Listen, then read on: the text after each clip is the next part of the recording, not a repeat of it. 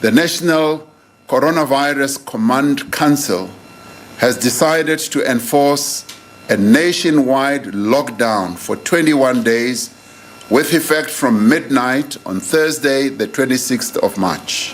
This is a decisive measure to save lives of South Africans from infection and save the lives of hundreds of thousands of our people.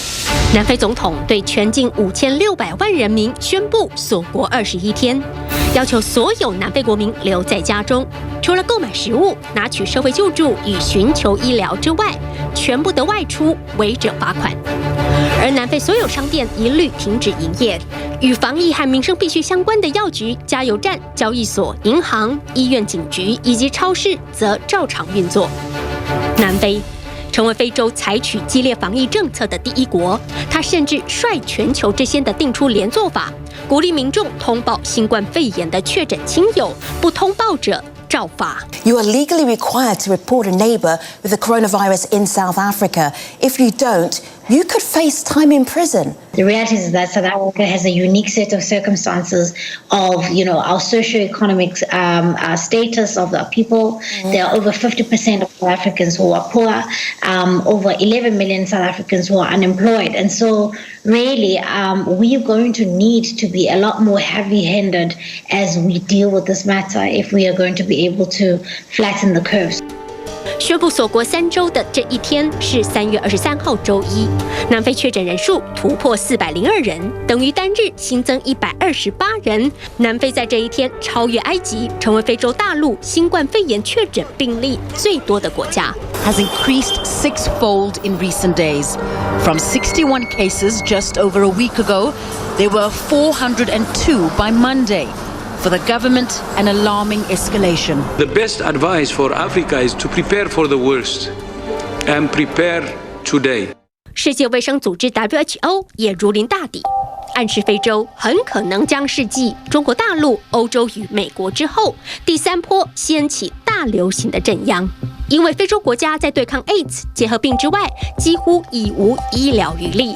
加上近80%非洲民众依赖国家公共医疗系统，因此一旦新冠肺炎无法在南非控制得宜，而在非洲全面爆发，很可能将造成灾难性的局面。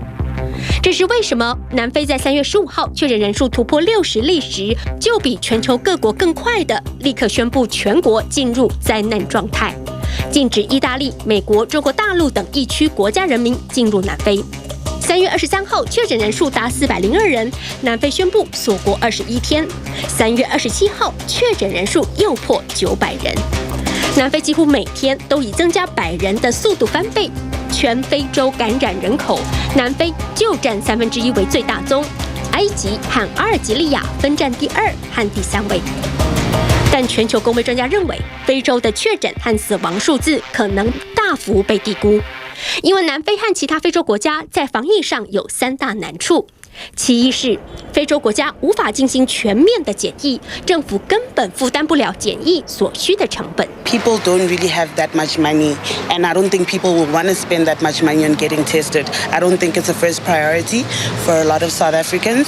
以南非为例，对检疫者设下了重重限制，只有出现感染症状、曾接触过确诊案例、曾前往疫区国家或是在医疗中心工作者才能进行检疫，否则必须自付费用1400南非币，大幅减低了南非人的检疫意愿。My daughter was exposed at school on Monday, and then yesterday she started coughing, so that's why we've been in quarantine since Monday. I've asked the medical aid. They said they'll reimburse if it's positive. If it's not positive, then it's out of my pocket. 其二，非洲多处是处于水资源匮乏、随处搭建的贫民窟地区，因此连最基本的常洗手、保持社交距离等基本防疫措施也难以在非洲推行。Poor water and sanitation infrastructure in parts of South Africa mean that many may not be able to wash their hands as often as they should, increasing the risk of contracting COVID-19. Thousands of townships across South Africa are overcrowded. Dozens of families share one toilet.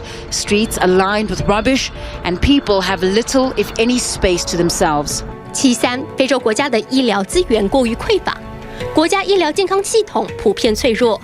以南非这个公共医疗系统已经在全非洲数一数二的国家为例，全国上下只有不到1000个重症床位，其中160个还是在私营医院。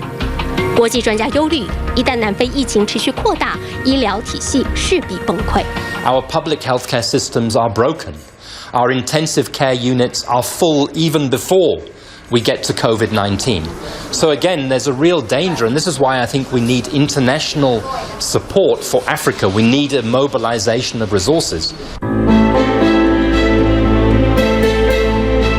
无论如何，全球化之下，南非经济已受全球疫情大受打击。南非西南部的西开普省渔港，中国封城抗议，对南非龙虾的需求从占出口的80%以上，到如今不到1成，南非渔民快无以为继。I'm struggling to pay my rent, pay my power. Nothing food on the table for the children. In January, for the Chinese New Year, we're getting $44.50. And today, it's $24 in the marketplace. Can the industry survive this? Very few will be able to survive if this continues much longer. 南非已经宣布提拨中小企业的纾困贷款和减税方案，以防企业倒闭。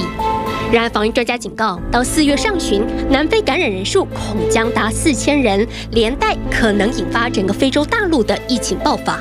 非洲大陆在2014年伊波拉大流行时，曾造成11300人死亡。2018年伊波拉在刚果又卷土重来，如今再加上新冠肺炎，南非与非洲是否将成为下一波爆发之地？人类还试着在帮